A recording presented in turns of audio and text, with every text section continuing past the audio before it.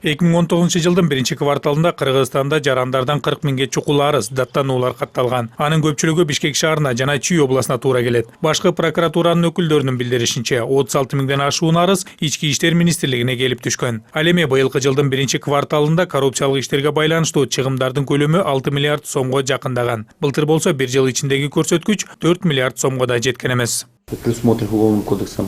В рамках Уголовно-процессуального кодекса. Кылмыш кодексине ылайык мурда кылмыш ишин козгоо же кылмыш ишин ачуудан баш тартуу боюнча чечим чыкчу. Ошого жараша тергөө жүргүзүлүп, анын жыйынтыгына карата келтирилген зыяндын көлөмү аныкталчу. Учурда ар бир арыз билдирүү бирдиктүү каттоого алынат. Анан шектүүлөргө кабар берилип, сурак башталгандан тарта кылмыш иши ачылды деп эсептелет. Буга байланыштуу коррупциялык иштер жана алардан келген зыяндын саны кескин айырмаланууда.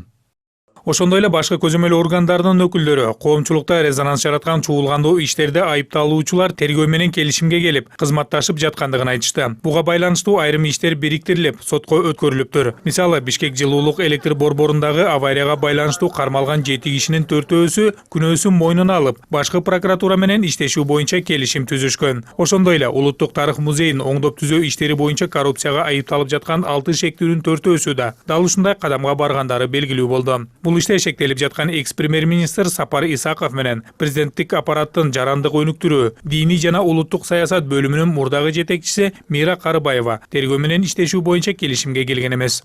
Мындан тышкары мурдагы президенттин кеңешчиси Шопур деген каймана аты менен таанымал Икрамжан Илмияновдагы тергөөчүлөр менен кызматташып жатат деген маалыматтар тараган болчу. Эске салсак, ал былтыр Россияда кармалып, Кыргызстанга жеткирилген. Илмиянов жеке компаниялардын биринен $150 миң акча алган деп шектелүүдө. Илмиянов боюнча бүгүнкү күндө тергөө жүрүп жатат.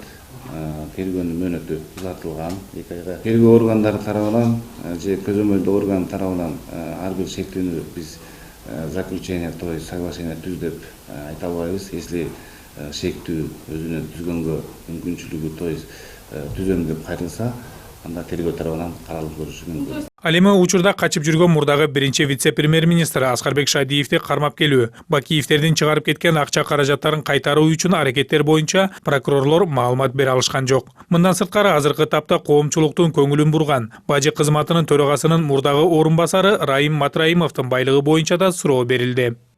Отделу по борьбе, органам по борьбе с экономическими преступлениями Матраимовдун иши боюнча УКМКнын экономикалык кылмыштарга каршы кызматында сотко чейинки тергөө иштери жүрүүдө. Мыйзамсыз баю фактысы боюнча кылмыштар жана жосундардын бирдиктүү каттоосуна алынган. Азыркы учурга тергөө тобу Матраимовдун өзүнө жана туугандарына тиешеси бар делген мүлктөрдү текшеришүүдө. Айрым иштер белгилүү учурда коомчулукка жарыяланбайт. Тергөөнүн купуялуулугуна байланыштуу бул тууралуу маалыматтарды азырынча ачыктай албайбыз. Прокурорлор отчетко келдик дегени менен көпчүлүк суроолор жоопсуз калды. Журналисттердин соболдоруна көбүн эсе кат түрүндө кайрылыңыздар. Ал боюнча маалымат жок. Тергөөнүн купуялуулугу үчүн айта албайбыз деген жооптор айтылып жатты. Эрмегат Токуров, Урмат Мамбеталиев, НТС.